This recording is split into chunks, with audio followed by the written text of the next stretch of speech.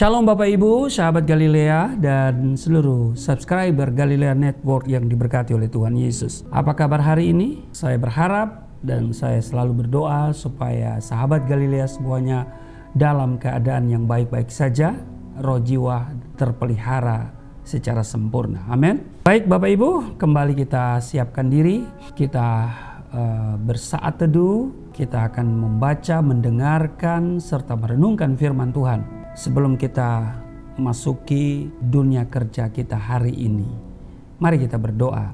Bapa, di dalam nama Tuhan Yesus kami datang mengucap syukur buat kebaikan Tuhan. Kami berterima kasih untuk penyertaan Tuhan, penjagaan Tuhan di sepanjang malam dalam istirahat tidur kami. Tak henti-hentinya kami mengucap syukur karena Tuhan adakan bagi kami di hari ini. Hari ini ada tugas dan tanggung jawab kami, ada pelayanan, ada pekerjaan yang harus kami kerjakan. Tuhan, kiranya Engkau berikan kami kekuatan, Engkau menyertai kami, melindungi, terhindar dari segala yang jahat. Karena itu kami mau baca, dengar firman-Mu, mengurapi kami semua, membuka hati pikiran kami dan urapi juga hamba-Mu yang tidak ada apa-apanya. Di dalam nama Tuhan Yesus, haleluya, amin. Saudara, kita membaca di dalam Mazmur 28 pada ayat 1 sampai dengan ayat yang ke-9. Tuhan perisaiku dari Daud. Kepadamu ya Tuhan gunung batuku aku berseru. Janganlah berdiam diri terhadap aku, sebab jika Engkau tetap membisu terhadap aku menjadi seperti orang yang turun ke dalam liang kubur. Dengarkanlah suara permohonanku apabila aku berteriak kepadamu minta tolong, dan mengangkat tanganku ke arah tempat-Mu yang maha kudus.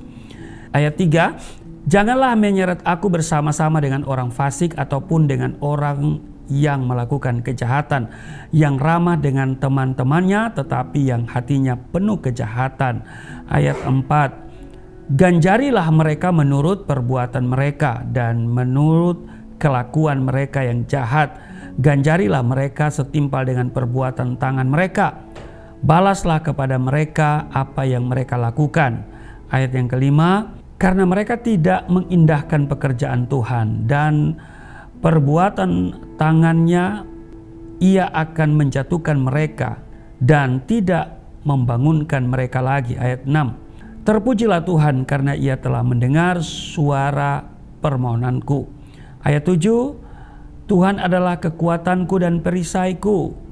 Kepadanya hatiku percaya, aku tertolong.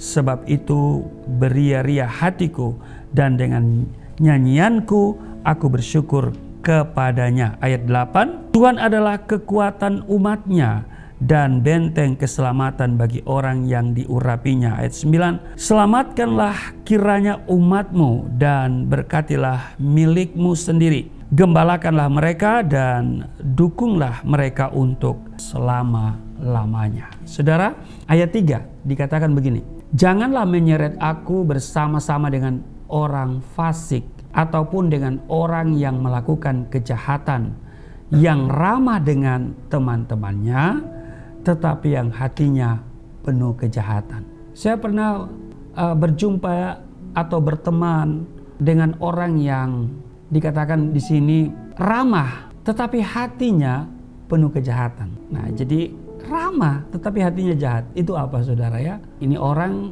ya bermuka dua. Kadang-kadang di depan kita dia baik, tapi di belakang kita dia jahat.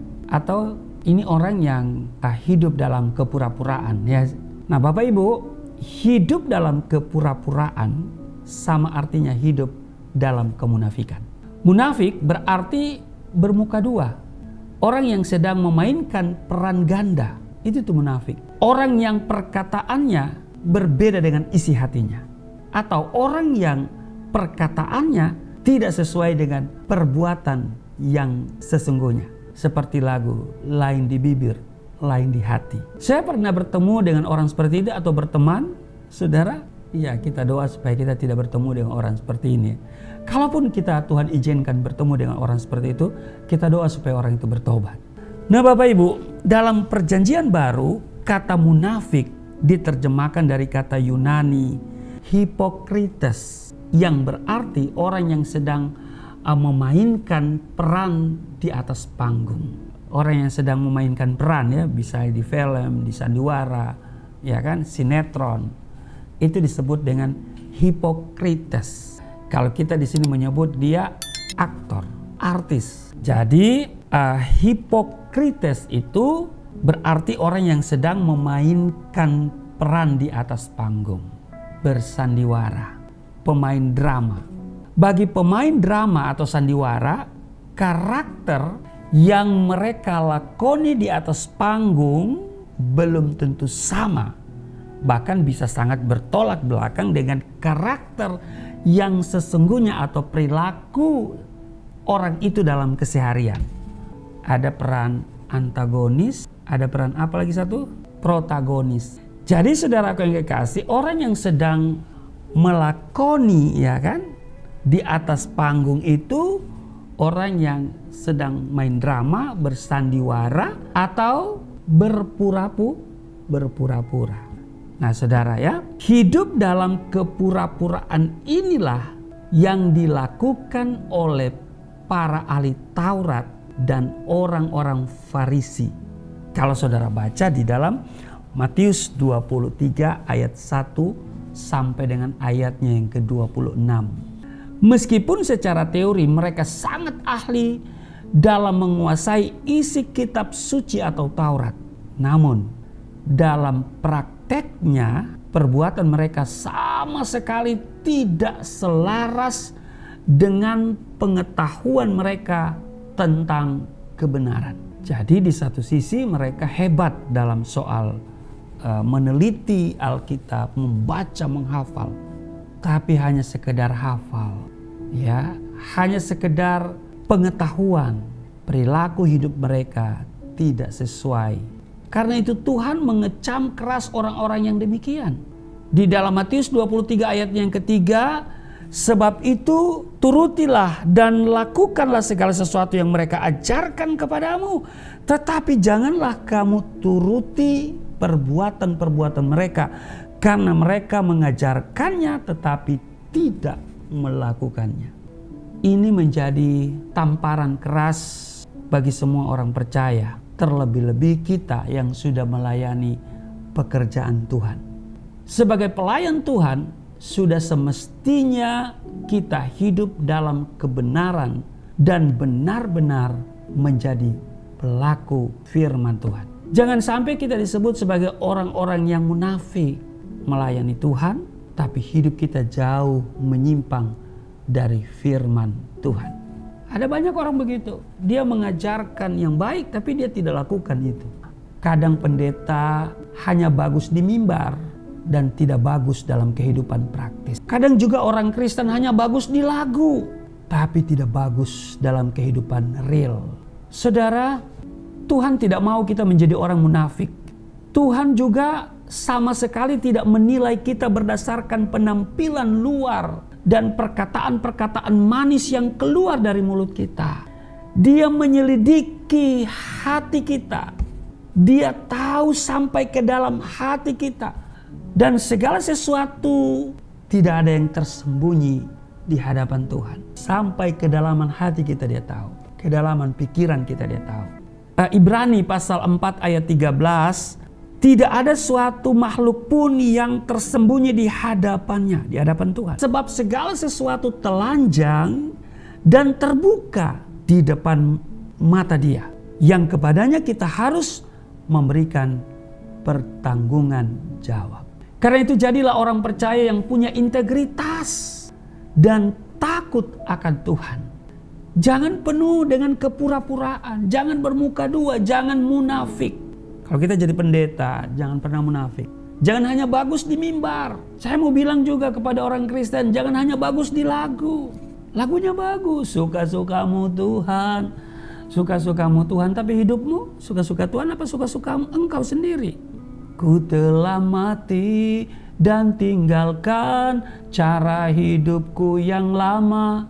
Apakah saudara sudah betul-betul meninggalkan cara hidup yang lama? Apakah manusia lama engkau sudah mati dan engkau hidup dalam kehidupan yang baru. Nah, banyak orang Kristen, banyak hamba Tuhan yang tidak memiliki integritas. Apa itu integritas, Pak Pendeta? Integritas itu apa yang diomong selaras dengan perbuatan. Jadi antara omongan dan perbuatan itu seirama. Itu integritas. Kita juga jemaat harus punya integritas. Yesus bilang katakan ya bila ya, katakan tidak bila tidak. Selebihnya itu dari si iblis, si jahat. Kita harus punya integritas. Sehingga omongan kita, apalagi kita sebagai hamba Tuhan, itu bisa dipegang. Harus punya integritas. Dalam segala hal, apapun itu. Kalau ngutang, bayar utang. Jangan kita hanya bisa ngutang, giliran ditagih, jadi lebih galak daripada yang memberikan pinjaman. Ya kadang-kadang begitu ya. Ya kalau kita ngutang ya harus kita bayar. Harus punya integritas ya. Supaya kita menjadi orang kepercayaannya Tuhan. Bukan hanya kita percaya kepada Tuhan, tapi kita juga menjadi kepercayaannya Tuhan. Amin. Ya, jangan bermuka dua, jangan munafik, jangan hidup dalam kepura-puraan. Capek kalau kita hidup dalam kepura-puraan. Capek kalau kita bermuka dua. Ya, di sana kita omong lain, di sini kita omong lain. Di depan orang itu kita manis, tapi setelah itu kita bermuka asam. Ada sampai di sini aja dulu ya. Tuhan Yesus memberkati. Mari kita berdoa. Terima kasih Tuhan, firman-Mu mengajarkan kami supaya kami tidak hidup dalam kepura-puraan, kami tidak munafik, kami tidak bermuka dua. Kami harus memiliki integritas. Kiranya kami menjadi berkat, menjadi garam, menjadi terang, dimanapun kami pergi berada. Perkataan kami selaras dengan perbuatan kami. Perkataan kami bisa membangun, bisa memotivasi banyak orang. Tapi juga perbuatan kami akan dilihat oleh banyak orang. Sehingga banyak orang kemudian menjadi percaya dan memuliakan Tuhan. Berkati seluruh sahabat Galilea, dimanapun mereka berada dalam tugas kerja hari ini, perlindungan Tuhan sempurna, berkat Tuhan melimpah bagi kami di sepanjang hari ini. Di dalam nama Tuhan Yesus, haleluya, amin.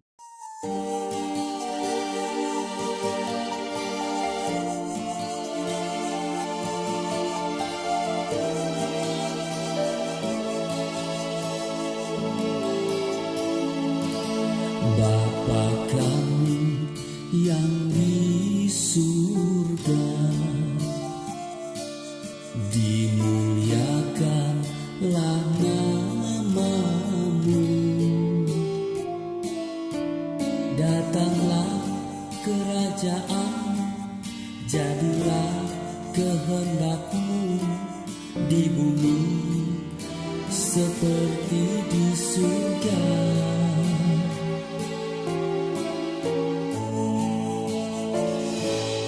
Berikanlah kepada kami makanan yang secukupnya.